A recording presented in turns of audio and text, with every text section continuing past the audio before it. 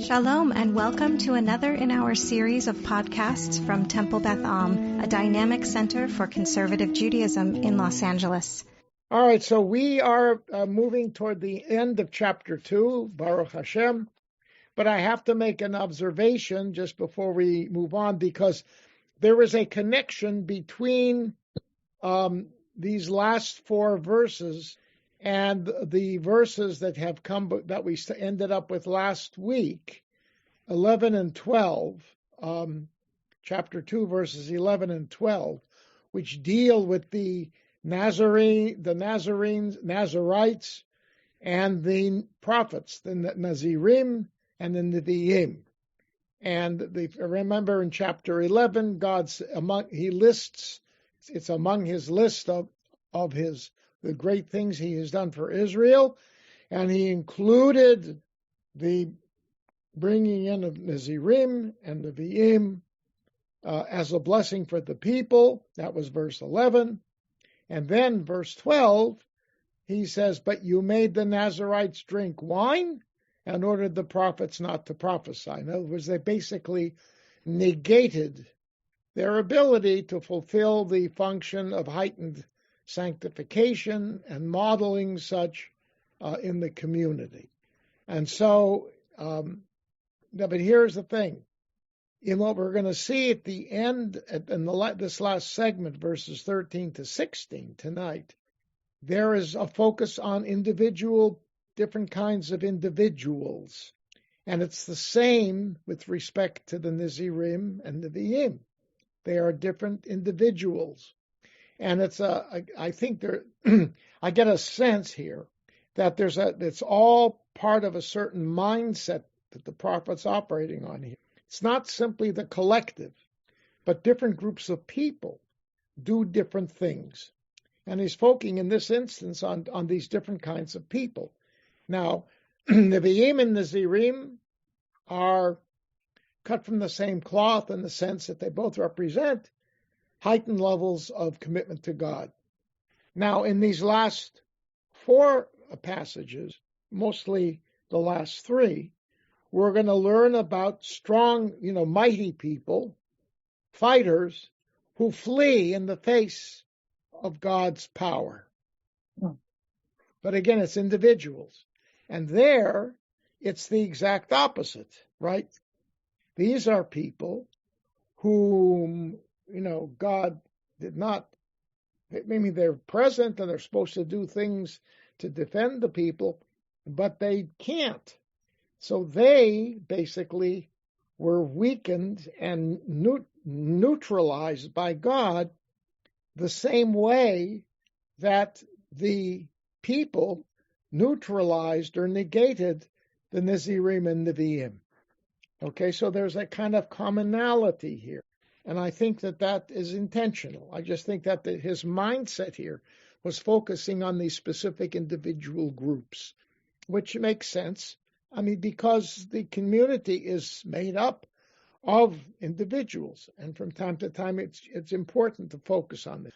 But one other thing to comment on, verse 11 ends with a Ne'um Adonai, which sounds like the end of an oracle. On the other hand, it is perfectly clear that 11 and 12 are linked, but at the same time, 11 is linked to what came before it, and 12 is linked to what's going to come afterwards. In the sense, 11 was part of the good stuff, and verse 12 is part of the bad stuff. What the people did to these two groups. So, so one would think that there shouldn't be a Ne'um Adonai there, and there's another reason why one would think that, and I think I mentioned last time that you have a chiasm here, a connected structure, which clearly indicates that they're supposed to be read together. Because in verse 11, first of all, the theme is the same in both, right? Prophets and Nazarite. But look in verse 11, you have Nevi'im and then Nazirim. And in verse 12, it's Nazirim and then Nevi'im. That's an A-B-B-A chiasm, right? Which means the passages are linked. So it's a very strange thing that you have in the Adonai a kind of a, period in between two verses that are linked thematically and even structurally. So I think I'm not sure, I have no answer to how that happened. I think the Ne'um Adonai is intended to sort of make a break, even though there's a continuity. Okay, this is all the end of the good stuff. Now you're going to get hit with some bad stuff. And I think that may be what it's about. I don't know. It just struck me as sort of unusual.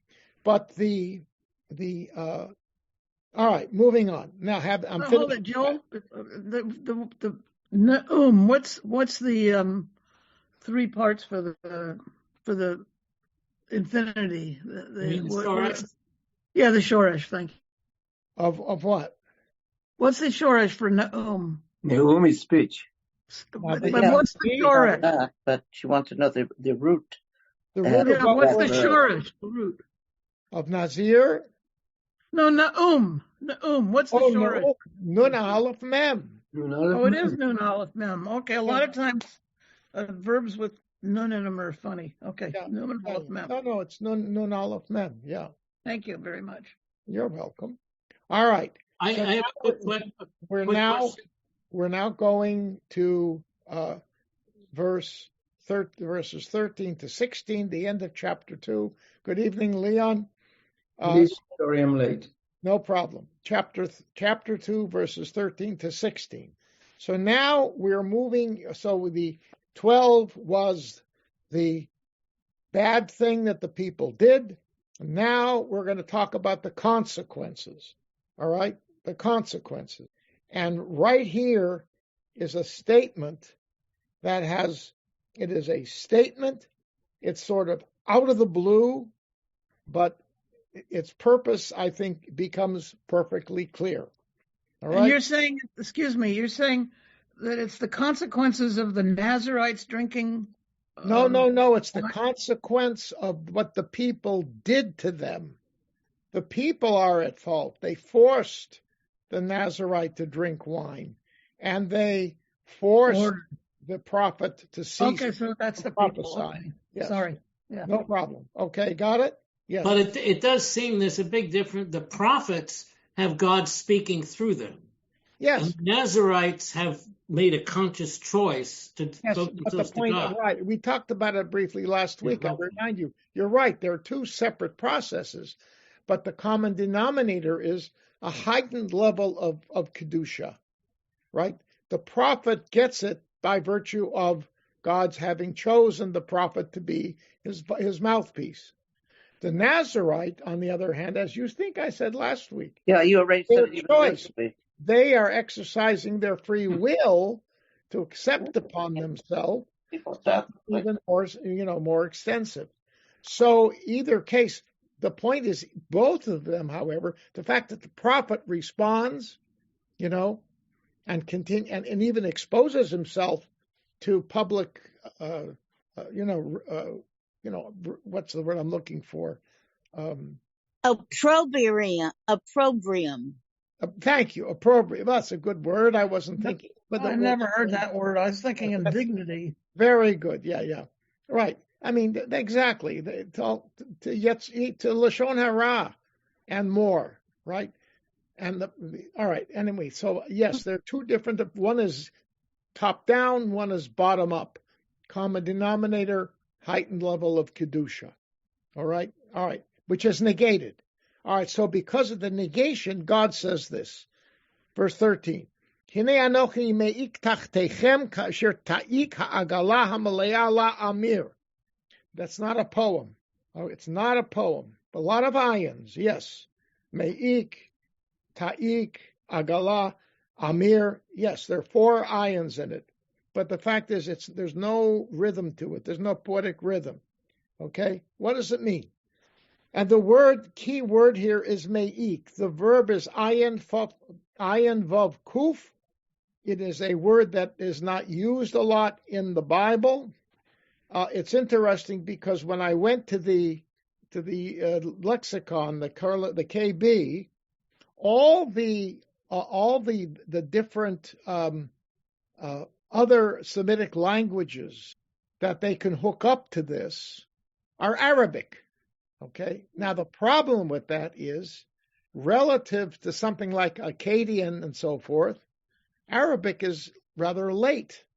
And so Bible scholars are often very questionable as to the degree to which Arabic, which is, of course, a cognate language, right?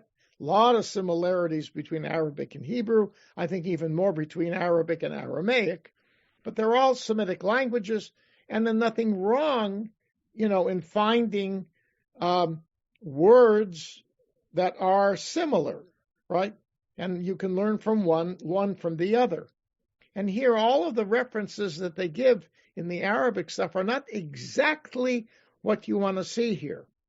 However, what comes out of the discussion in the KB is a very interesting thing. The verb ayin vav kuf can mean, in the Hebrew, to cause to sway, to produce a roar, and also to cause a furrow to split, cause a split in the land. All right. Mm-hmm. So now, having said that, that's the word. Now we're going to see what it's talking about. Okay, quickly, Tybal. I can't find ayin vav kuf. I can find ayin yud kuf. I found it. I'm in 13. Do you think it's a difference? I'm in Machon Mamre. No, it could be similar. Avavs and yuds. What are you looking in the Killer Baumgartner? No, I'm in Machon Mamre, which is online and easy for me to look at because I don't have to hold it. No, and it's the bottom of 13. It's in KB. It is clearly a standalone verb. Ayin vav kuf. Uh-huh. Okay. All right. So anyway, all right. So now, what is this talking about? Listen, I am going. I will slay. Try that again. Sway or / rumble under you. It says tachtechem. Under you, as a wagon sways and rumbles when it is full of cut grain. All right, so clearly he's using one of those agricultural metaphors that the people should understand, right? Because they probably have seen such things.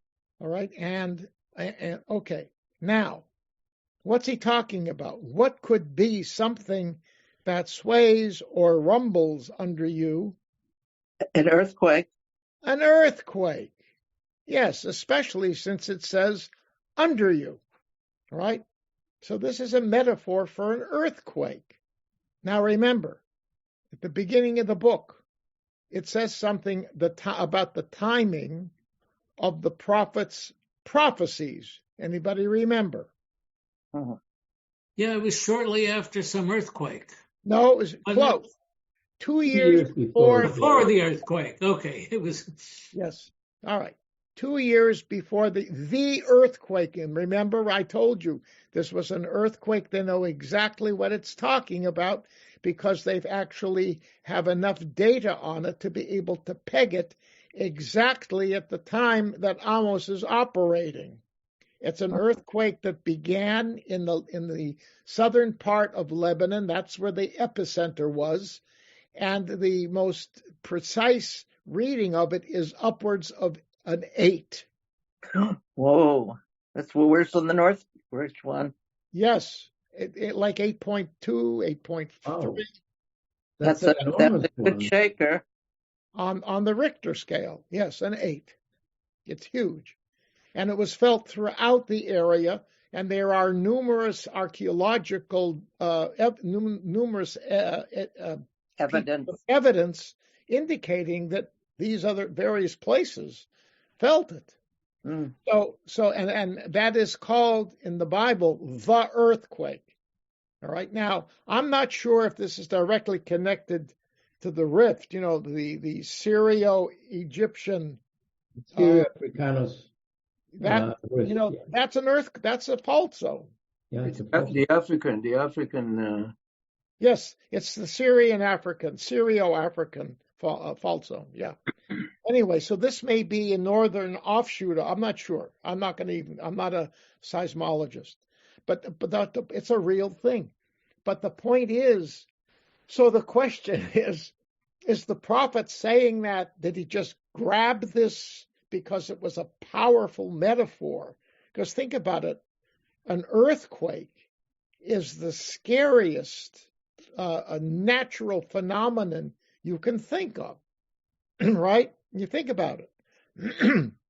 Wind, you can feel it, and it grows, right? A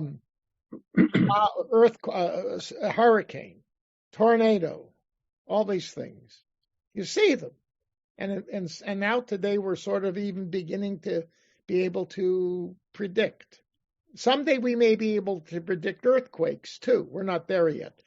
But the difference is you can't see what's causing the earthquake, right? Right. You just don't see it. It's a force. It's invisible. You can see the results of it.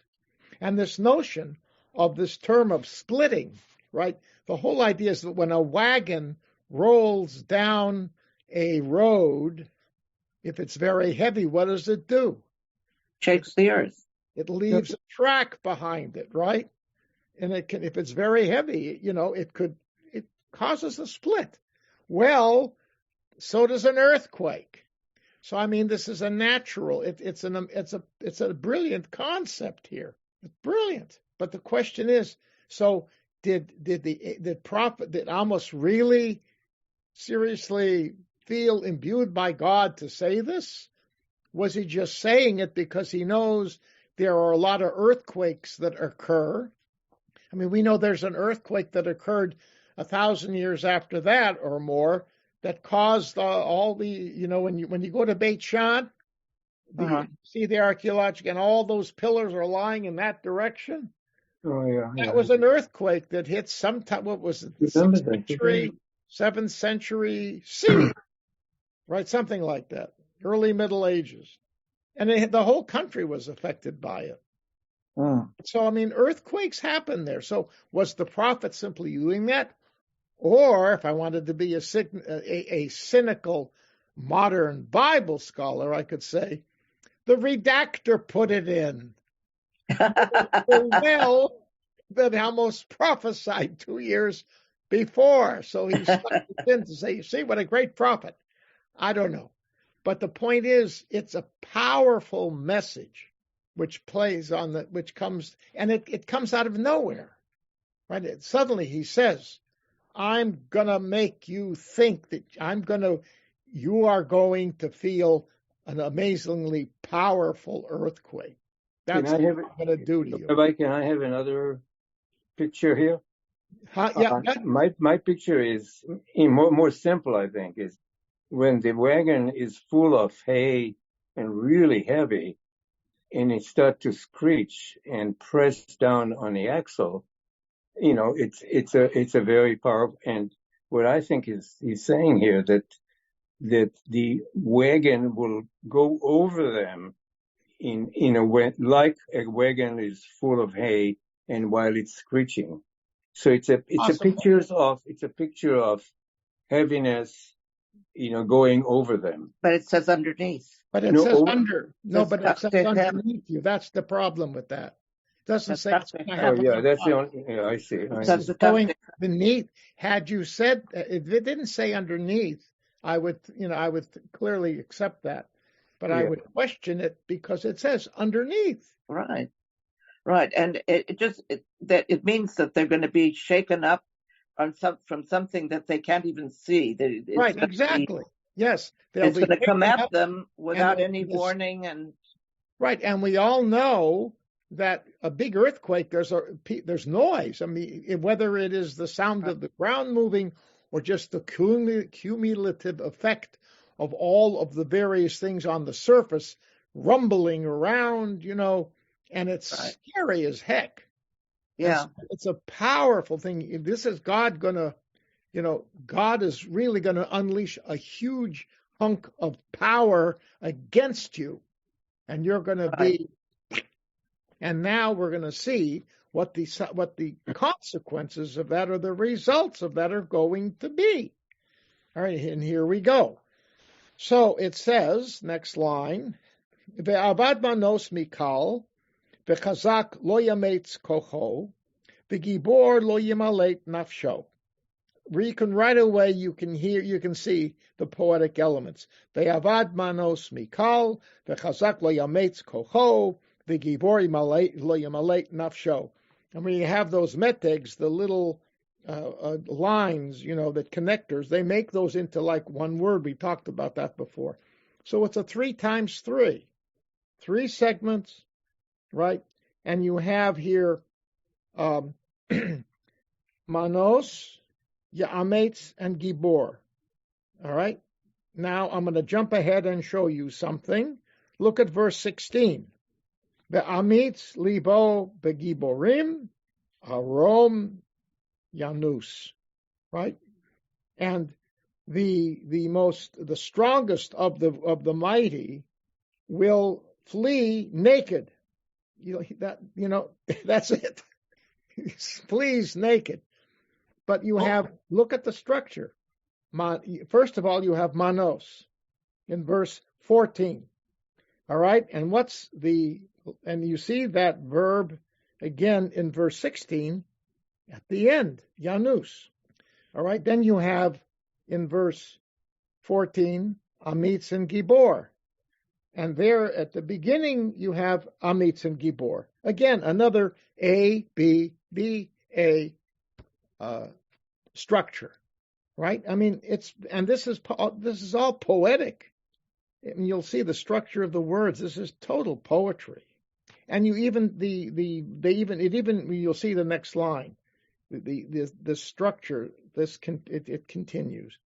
All right, anyhow. So let's see, what does this mean then? Verse 14. So the kal here means the quick one, the speedy one, right? Flight, manos, meaning the ability to run away, will be lost. In other words, his speed will get him nowhere. He will succumb to the power of the earthquake. V'chazak lo ya'ametz kocho. And the one known for strength, his power will not be powerful. V'gibor lo yimalet nafsho. And the mighty will not be able to save his soul. Okay? And the thing is, the whole concept here, again, is the speedy, the mighty, and you'll see the next one, and the soldier. All of these expressions of power, of might, are being totally overwhelmed by the might that God is exerting with this earthquake. That's, the power of God will totally overwhelm the power associated with these kinds of people. And in other words, he is negating their power the same way the people negated the spiritual power of the prophet and the Nazarite. And I think that's intentional. Mm-hmm. Negation occurred with these gifts from God. God said, you want to see negation? I'll show you negation. It's amazing. Brilliant. Scary. Okay? And, he's trying to get the people scared. He's trying to let them know. And the whole point is he's basically telling them, this is what's going to happen.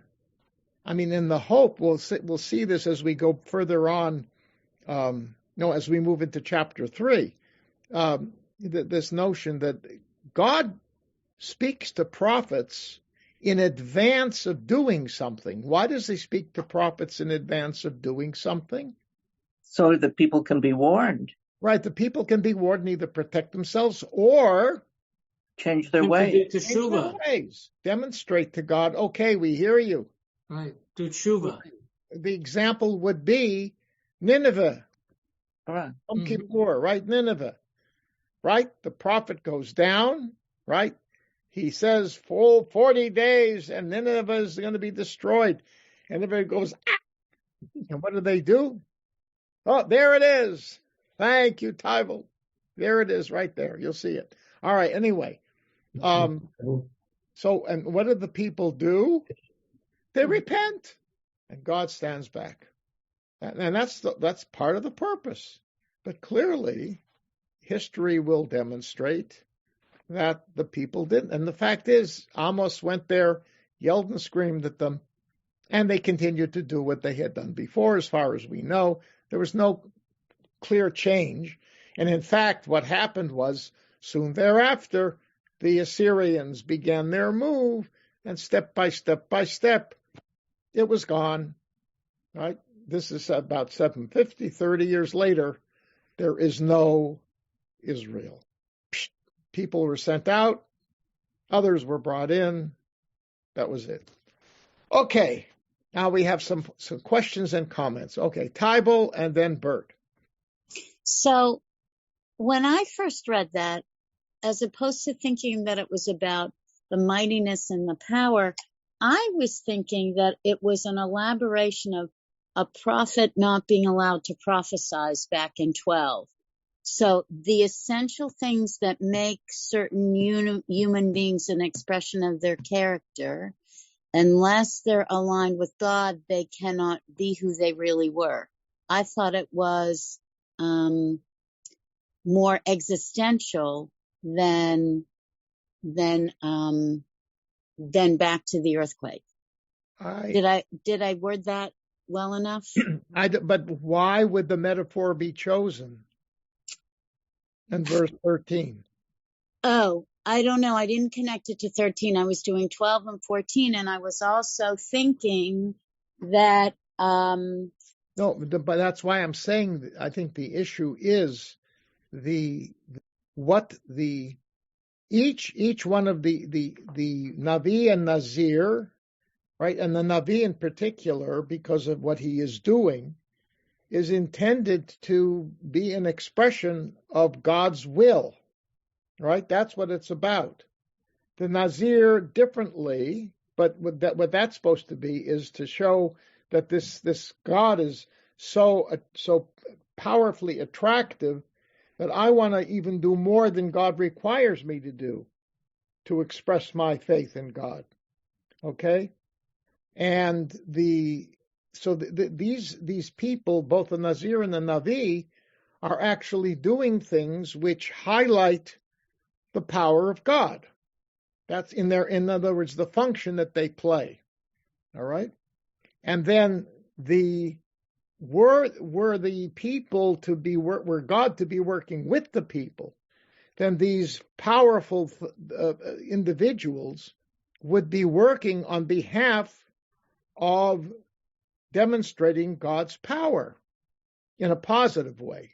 But because they actually negated, so God is showing his power by negating these powerful people.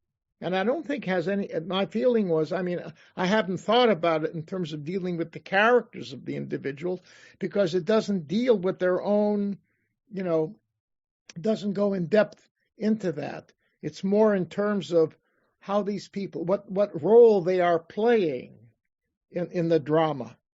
So I viewed it more as, so to speak, role playing rather than, I don't know what kind of a person Amos was. Right? Was he a nice guy? How was he as a husband? How was he as a father? I'm assuming he did his business justly and, because he's a person of integrity. That's what he's preaching. But in terms of his character, what kind of a guy was he? Okay? And that's an issue that, with respect to the prophets, doesn't come into play. We see them in their professional role. We don't understand their, as opposed to Jacob and Esau. There we get us an insight into their characters, right? And their strengths and their weaknesses as human beings. They're not necessarily carrying out the will of God. They're acting as how the dynamics within the family. And the same thing with, Rebecca. She's a lady who's willing to do what has to be done. You can criticize her if you wish, but you can say that she was forced to do these tricks because she had no formal power in the household. That was her sense. Jacob was in charge, and and there you see the problem with Jacob. He was more concerned with his belly than he was with the birthright. That was pretty good. More concerned with the belly than the birthright. You mean Esau? B and B, yeah. Yitzchak. Yeah. And also Esau. So I'm not trying to put the idea down, but that's why I never even considered that kind of it's a very sophisticated approach, but I don't know that it fits in. You can't take the earthquake out of the picture, because really what you're looking at here, I would suggest, is a single piece. It's a single piece, starting with all the good things God did, the way the Israelites negated what God was hoping they would accept, and now we're dealing with the consequences to it. Okay, so that's how I viewed it. That's my response. I'm taking you very seriously because it's an interesting thing to consider if I understood you, but I'm not sure that emerges here. All right? Are you saying that? Wait. Well, hold on, because Bert had his hand up first. Bert, I can't hear you because you're muted. The language here and the imagery here reminds me a bit of the Tochacha. These horrible things that are going to happen. Yes. Light shall fail the swift.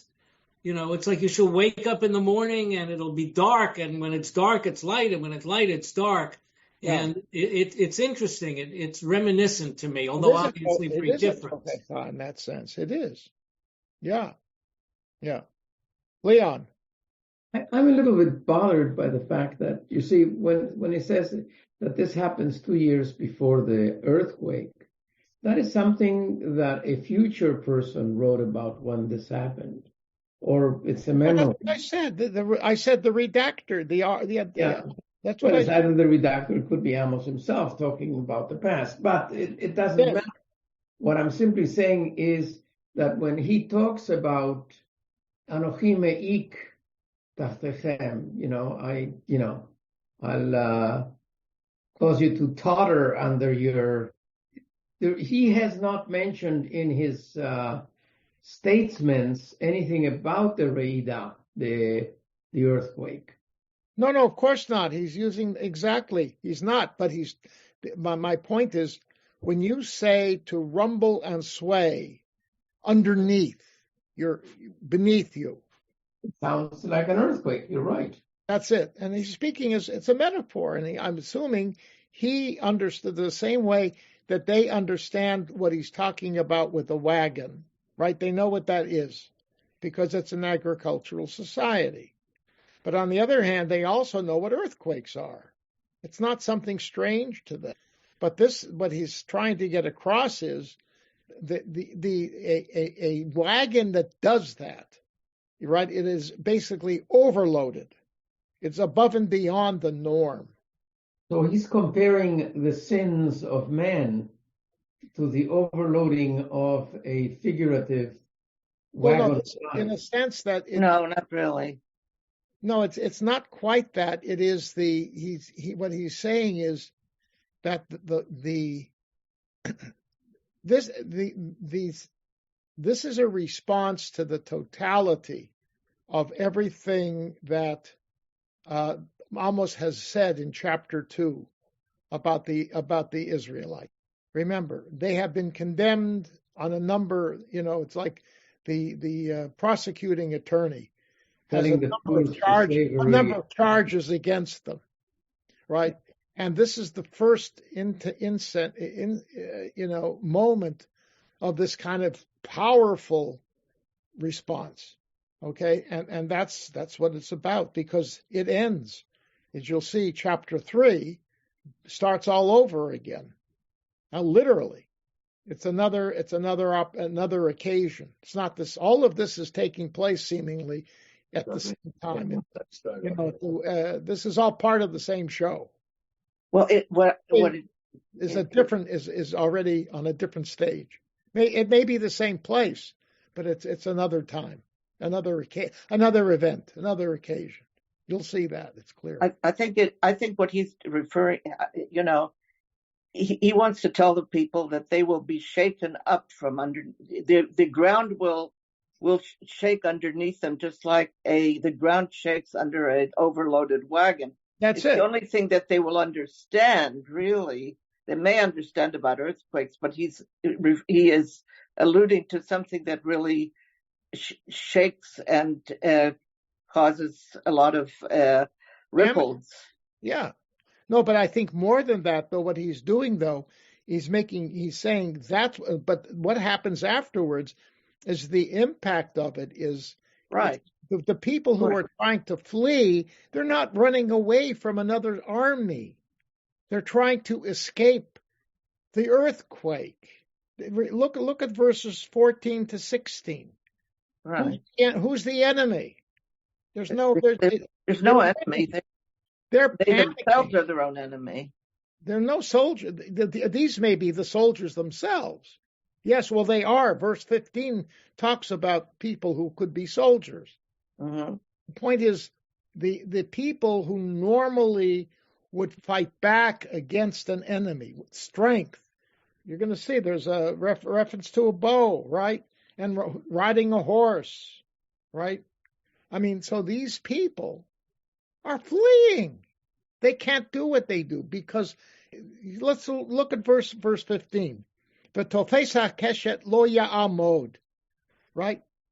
The archer won't even stand because how can you stand when the earth is shaking out underneath you, right? Well, nothing will help you. I think the basic thing is nothing will ever help you. Well, no one will come to rescue you. It's more not that's right, but the irony here is all of these people, these are all people with strength, and there again you see in the middle of verse 15. The one who is fast on his feet won't survive. I mean, that's something he said the first line in different ways. Then the end, Rochev Hasus lo Yamalet, the person who rides the horse. That's cavalry, right? So you've got not the artillery, but you got the first shooters, the bow and arrow, and then you got the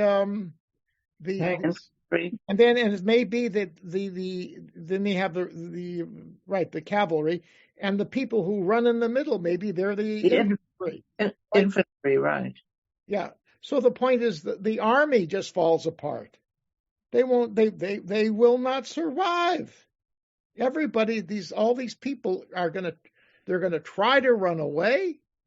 They're going to try to escape the power of this earthquake. God has become their enemy. God is invisible. God is invisible. The power of the earthquake is invisible. It is the expression of an angry God.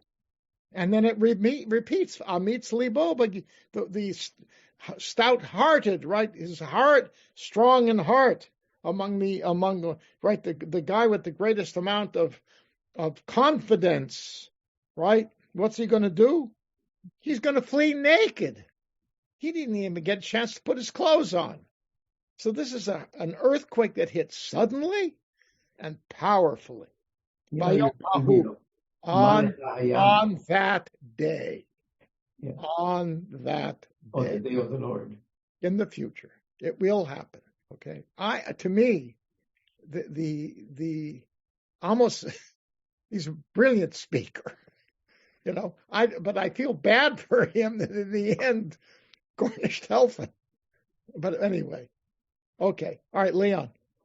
Well, after talking so much about this, it just, I kept repeating in my mind, Malecha hayam shekitanus hayarden shetisot le'achor. Right. Yeah, that's right. God can reverse nature. Correct. Yes, exactly. I mean, sure. How about Psalm 29? He causes Hermon to jump the mountain, right? Mount Hermon jumps. Uh-huh. And all those references to earthquakes and whatever's, there it is. It's the same concept. Israel much more active then tectonically than it is now? Say again?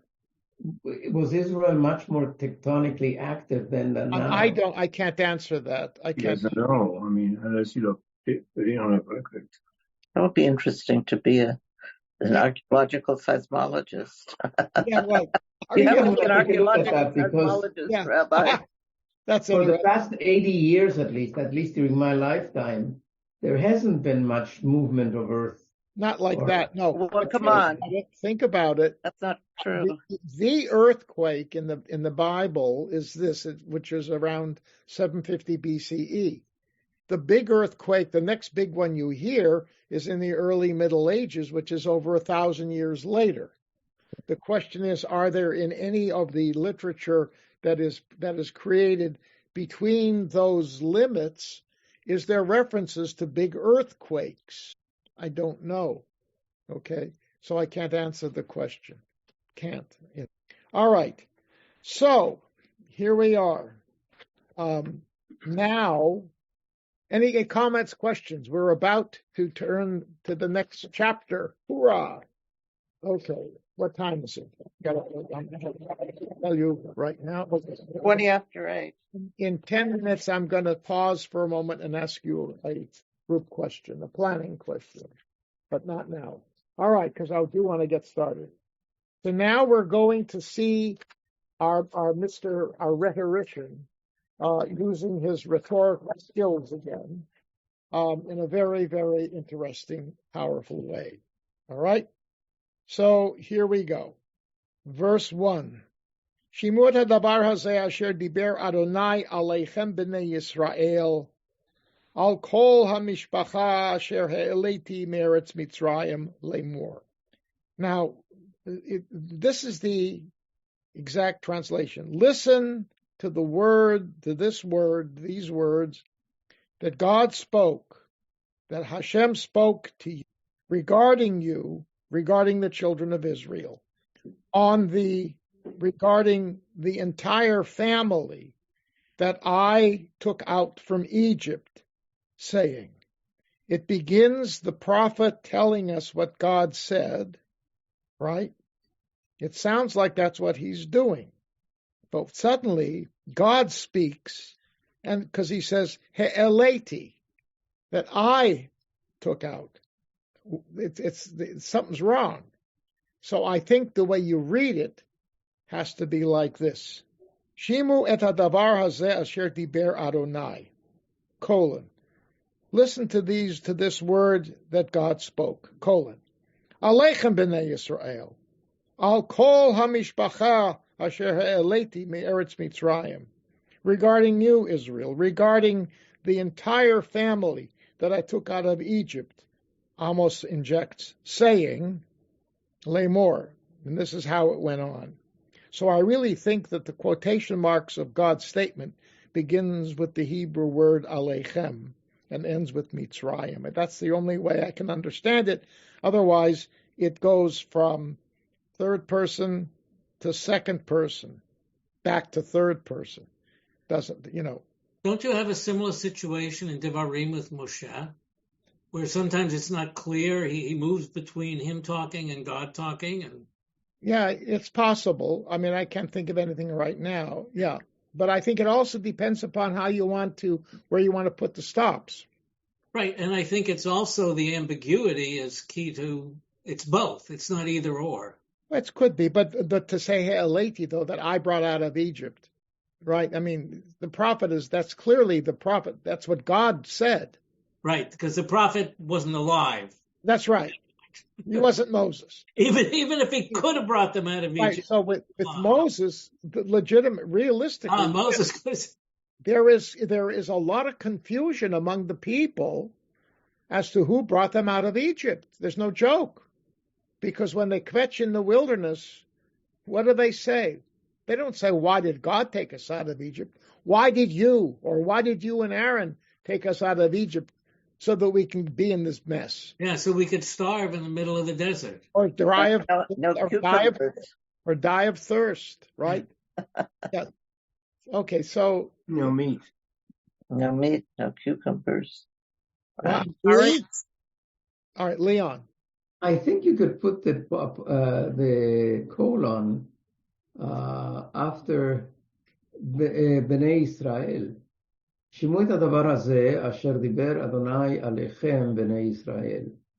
על כל משפחות Good. אשר העליתי מארץ מצרים. Yeah, it's possible. I think you're right. It could go there. I don't deny. It could go in either place. In other words, you can say that Yeah. in other words, what we have in common is it begins with the prophet, and the prophet is as if he's saying, "Listen to this words. I'm going to give you the beginning of what God said." Boomity boomity boom, and then he continued on saying, Yeah. something like that. Yeah, but I think Aleichem, so what I thought was the all in all. That's in other words, God is saying regarding you, Israel, children of Israel. In fact, and then he's saying no, regarding the entire family. Yeah. My way, you lose the parallelism. So that would be God speaking. But Yeah. you could also say that the prophet says regarding you, children of Israel, and then God is saying, you can go either way on that. Yeah, But in Pasuk Shnaim it says, "Yadati mikol mishpechot ha'adama rak etchem." right. He's referring maybe to the first, yes. to the first group. Well, you're stealing, Ari. You're stealing, Eli. You're stealing my thunder here. Oh, I'm sorry. I don't. Don't you? We're going to get to that. Oh, okay. Yes. No, I'm going to spend some time on that actually. The Okay. Mishpocha. No, you're right. You got it. That's right. So now it's going to look at so that's the beginning. Okay. So it sounds rather mild, right? Talking, nice. God took us. It mentions the fact God took Israel out of Egypt. This is a good thing, right? This is what I'm saying. This is a different speech altogether. This is a week later he's giving this. I don't know, but it's not the same occasion as chapters 1 and 2. All right. So now he goes on. All right, well, hold on. But the whole notion of mishpacha, I wanted to deal with that for a moment. The use of, we will see in a minute that term it does not only relate to Israel, but here it specifically, there's something behind this whole thing that we have to keep in mind. Regarding mishpacha, where do we have instances where, or do you know of any instance where the concept of a family relationship defines God and Israel? The Amidah. No, I'm talking in the Bible. The Bible. Yes, no, Amidah. Bride and bride, there's supposed to be marriage between God and the Jewish people. Say again? Isn't there supposed to be a marriage between God and the Jewish people? That's rabbinic. Oh, okay. Yeah, that's rabbinic. I'm talking a familial relationship. That's a family, but that's really rabbinic. You could say the same thing about Shira Shirim, but again, that's a rabbinic interpretation. Okay, so I'll give you an example. God, this is a hint, the notion of this kind of a relationship. Okay, Exodus chapter 4, verses 22 and 23. God's telling Moses at the bush, "V'amarta el Paro, Ko amar Adonai, B'ni b'chori Yisrael." You shall say to Pharaoh, "Thus says Adonai, Israel is my firstborn son." And this whole notion continues. Va'omer elecha, Shalach et b'ni. I say to you, release my son, v'ya'avduni, that they should worship me. V'tima'ein l'shalcho. And if you refuse to let him go, Hine anochi horeget bincha b'chorcha. I'm going to kill your firstborn. Okay, and this, by the way, explains the reason why when God issues the 10th plague, there is no warm-up from Moses. Moses doesn't tell Pharaoh, your son's going to die, your firstborn, because that, according to this, that warning was already issued well before that. In fact, it's interesting, just as an aside, the 10 plagues, what is a structure that is reasonable is 3 plagues, 3 plagues, 3 plagues. 9 plagues fit together. The 10th doesn't. It's exceptional. The first 3, I'm following Nachum Sarna on this. The first 3 deal with the water, the result of the pollution of the water. The second 3 deal with things related to the land, animals, etc., disease, and so forth. And the third 3 deal with the sky, right? Locust, hail, darkness. So you have water, land, and sky. Okay? And then you have death of the firstborn. Exceptional. Because it was. It doesn't fit that pattern. It's not in the context of the time, it's not natural. It isn't that only the firstborn should die. And all the firstborn should die, with the exception of the Israelite. Okay, so it is different. And the point is, the warning came before. But this notion of Israel being God's son pops up later in Devarim. Because in Devarim you'll read, Banim atem ladonai. You are children to God. All right, so that notion of a familial tie, doesn't use the word mishpacha. But the fact that God has this, that the Bible uses father-son, a familial relationship, means, so when it says kol hamishpacha here, all right, in this instance, the whole family, right, he's emphasizing the fact that in the 2 references to family in verse 1, okay, let me just go back and check. No, just only 1 reference, sorry. But that's right. Kol hamishpacha. All right, it sounds as if he's saying that what he's talking about relates, the emphasis is on everybody. Maybe he's including Judah as well. I don't know. But the Kol HaMishpacha concept means this is everybody. You know, you're my mishpacha. Everybody, all of you are my mishpacha. Not just the priests, not just the prophets, not just the Nazirim. Okay, you're all my children. They're all part of my family. And that the covenant, of course, that's part of what the covenant, is based on. This profound relationship, right? And it's interesting because you have that term used in a slightly different way, because God is going to create a special relationship with Abraham, the avarcha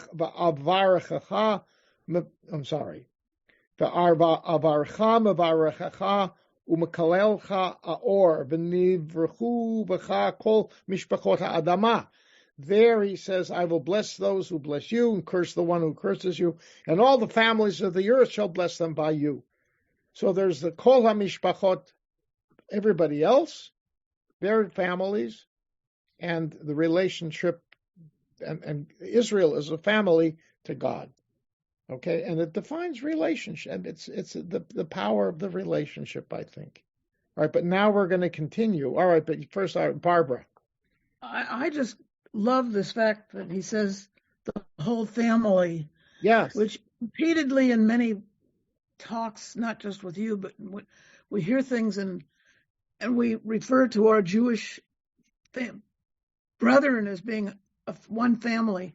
And here it is. I think it's maybe the first time I've seen it specifically written down from so long ago. I love it. I think that's beautiful.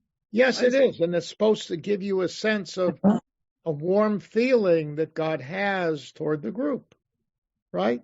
Well, it just reminds me of how a warm feeling that I have towards other people when they're Jewish. When I see somebody that's Jewish, even like when it comes to work people, I might hire I probably would hire the Jew over the non-Jew and be prejudiced a little bit. It's relationship. Yes, I understand. I understand. I love that. Right. Okay, and then it continues now. And I want you to look, we're dealing now with the first clause of verse 2. And I want you to just let your mind stop at the word ha'adama. Rak etchem yadati mikol mishpachot ha'adama. Only you have I known from among all the families of the earth. Now, the verb yada does not only mean intellectual knowledge. In fact, in the Keller-Baumgartner lexicon, there are 9 different meanings for the word yada, okay? But the common denominator about all of them is there's an element of depth. It can mean understanding, in other words, going below the surface. It can mean caring. It is used to define intercourse, physical intercourse. It doesn't mean that of all the people of the earth, you're the ones I only screwed. I only what? You're the only ones I screwed. You know, if you can think about it, many Jews say, why doesn't he pick someone else? Oh, right. Yeah, I see. Right. The implication here is we have a very deep relationship. But this is the past tense. The different meanings probably come about in different tenses, different verb declensions. But he's saying here is yadati is the past tense. I knew, but it means I have known. In other words, he's talking about right as his relationship to that moment. Okay? But you're commenting on the different, but you have the nish pa'el and all the other pa'els, the nifil and the hit pa'el and the verb tenses. I mean the meaning of that verb, of any verb, changes depending upon that too. Yeah, but here you can see these verbs expressed. But even in pa'el, but I'm talking about in the rather simple form here, yadati, very simple, kal, right? Right. Very simple, very very straightforward. Right. But it can have that many meanings even in the pa'el tense. Oh no. Structure. They do take on different nuances based upon the grammatical expression that you're talking about. Yes. Yeah, right. Okay. But there is a certain common denominator, which is a depth of relationship, a depth of something. This is not superficial. That's the point. All right. So up until now, so what has God said? I took you out of Egypt. You are my family, and I am close. I am engaged with you. In this unique way, more than the me from Mikol means more than, beyond being so engaged with the other families of the earth. You are my family. And how are you feeling at this moment if you're listening to him? I say, thanks God. I'm glad to hear that. This is wonderful. Right. And so I'm saying when he gave this, my thinking is he gave these 1.5 lines and stopped. And they were going, Amos, that last thing you told us before was we were so angry at you. Now, Amos, it's wonderful. Oh, what a wonderful prophet you are. Boy. Then how does he conclude the verse? Al kain efkod aleichem et kol avonotechem. Therefore, I'm going to call you to account for all of your sins. Kol hamishpacha, kol mishpachot, kol avonotenu, kol, all. How do you feel now if you're an Israelite standing in front of you? Now you have to be better than anybody else. Here he goes again. What do you? Oh God! Right? I mean, that's his point. And it's correct. right? You think of the parent-child relationship. I care more about you than you may even care about yourself. I care more about, or it's the parent who says, this hurts me more than it hurts you, as you're giving up a patch in the tuchas. Well, hold on, Barbara, just a second. Yeah, I just want to make sure. Okay. And but the point is the time. This is brilliant rhetoric, right? It's like we saw before, the same notion. You come out with a beginning positive statement, and then you slam them. Like, when he talks about all the 7 nations ending with Judah, all the bad things that are going to happen. And the Israelites are sitting there, see, all these people are going to get it from God, not us. And then he begins, but you, Israel, boom. This is even stronger, I think. And he has higher hopes for Israel than for anyone else, and therefore yes, the punishment for their sins is greater. Yes. But Yes, when he's talking about nowadays, when we go on services on Yom Kippur, we are praying that God should forgive us for the sins against him. Yeah. But if I do something to you, I got to go to you and say, Rabbi, I'm really sorry. I was bad. I said something bad. I did something bad. Yeah. Now, these iniquities, these avonot, are they those as well as the ones against God? This is all about sins against people. Amos doesn't deal with sins against God. They are against God in the sense that they violate the laws that are supposed to govern interpersonal relationships. Okay. And I remind you, on Yom Kippur, hold on, when you do the al-chet, right? Yeah. Al-chet shechatanu lefanecha, for the sin we had done before you by gossiping.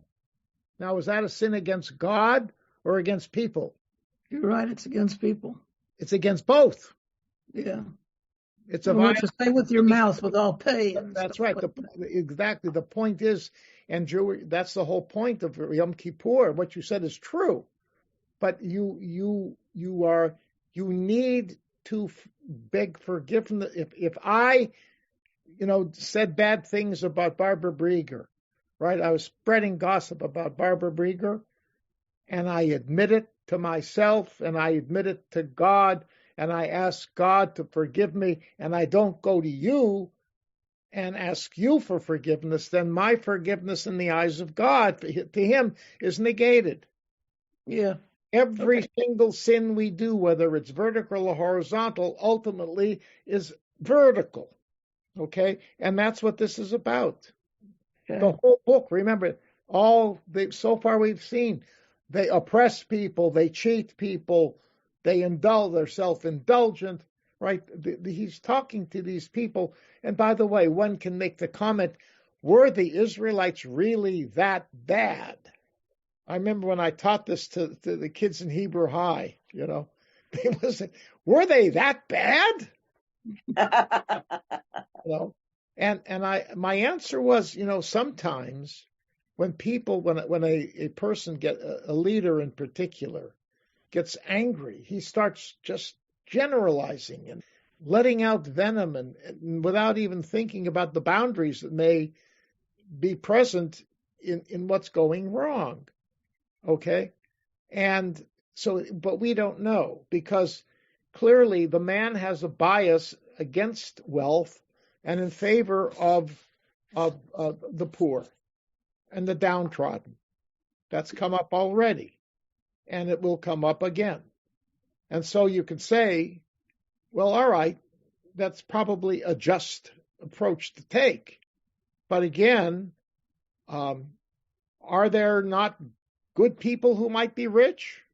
Are you generalizing too much?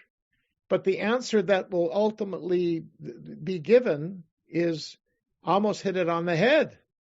This was a totally corrupt group of people, because look what happened in 720. Boom. And theoretically, God does not punish the poor just because of the sins of the wealthy. Okay, it's like with the flood. God punished the animals. What do they do wrong? Well, the whole point was, and the rabbis say this, and in a sense, I think that's underlying it. that the evil that came out of the human component was so intense that it spilled over. It was like they spread the disease and the animals caught it because of them, and they were tainted by them.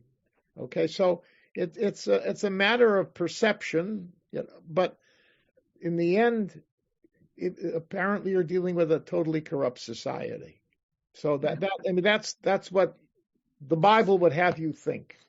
But what was the reality? I don't know. I remember I told the students back then, and I'll tell you now, there were pious Jews in Germany. They're called the Hasidei Ashkenaz. I don't know if you ever heard of them. Hasidei Ashkenaz were a very powerful spiritual force in the German Jewish community from about 1050 to 1300 or 1150 to about 1250. But their legacy was very strong. And these were people who were very critical of wealth, and they would denounce wealthy people. It was like Jesus saying it's easier to get a camel through the eye of a needle than it is to get a wealthy man into heaven. That way of thinking, that same notion. And if you listen to them, you'd think that the German Jews at that time were lousy people. On the other hand, if you look at the rabbis who were functioning, and you look at the Tosafot that came out of that, and you look and the scholarship that did, you get a sense you got a lot of very pious, straight on, wonderful people here. But these people, that's all they saw. There's a story that was told. You may have heard it. I mean, this is in Sefer Hasidim, the book that was put together around 1200 that sort of brought together all their teachings. And these were mystics also. These were mystics. They were highly ethically, they were radically ethical mystics. All right. So there was a shepherd, and he was ignorant, but he was devoted to God. And every day he would take his flock out, or the flock that he was responsible for, whether it was his sheep or somebody else's, relevant. Anyway, took the sheep out, and he would say, "Thank you, God, for the sheep and the goats." Because, it was from the sheep and the goats that he had wool, and he had milk, and he had cheese, and occasionally a rack of lamb. Okay. But, they were used mostly for what you could easily get without having to kill them. You don't want to destroy them. Anyhow, so he would say this song, this prayer. One day the rabbi, right, the Rav of the community was walking by, and he heard him say, "Thank you for the sheep and the goats." And the rabbi said, "You may not say that. That is not proper liturgy. You have to pray the Amidah. That's what you have to do. I don't want to hear you saying that again. It's a sin." So he stopped. He stopped saying the prayer because he couldn't read. He was never taught. He was, psh. But the rabbi said, "I got to stop saying the prayer." So he stopped. Well, later on that day, Eliyahu Hanavi appears to him. And he comes and he says, "I come from God. And I want to tell you right now, you go and tell that shepherd that he can say, 'Thank you, God, for the sheep and the goats,' or I'm going to kill you." The rabbi turns around and says, "You can say it, you can say it." Okay, that's a story, but you get the gist here. The Rav is part of the establishment, rigid, not sensitive, unethical, right? Not looking at the situation, not trying to help the guy, just mandating, no. Okay? Well, they also published a rule book for observing Judaism, which was very strict. But it was more, the reality was it was probably for them more than others. But the irony of the whole thing is later on, people picked up on that, and Yiddishkeit in Germany in the latter part of the 13th into the 14th century became much more frum because people, respected these minds. And they said, plus things were getting pretty tough, in life. And when things get tougher in life, you want to seek out a way of connecting to God. And they found it, apparently, in this higher level of piety. Not the same level of these people. Okay. Anyway, what's going on here. He is now going to go through a whole list of time. Oh, all right. I'm going to stop here because we're now shifting over into a very interesting list of things. The basic, just the overall big picture. I'll repeat this next time. Okay. So many. But you're going to have a whole series of statements, rhetorical statements, of what you can call inevitable causality. All right? You know, you'll see what I mean. This is this way, therefore that will happen. This is this way, therefore that will happen. That type of a structure. And a whole bunch of them. And then he will end up moving off of that. But he makes a very powerful point that way. You have been listening to another in our series of podcasts from Temple Beth Am, a dynamic center for conservative Judaism in Los Angeles. If you enjoy these podcasts, we invite you to write a review on the Apple Podcast site or wherever you get your podcasts. For more information about Temple Beth Am Los Angeles, go to tbala.org.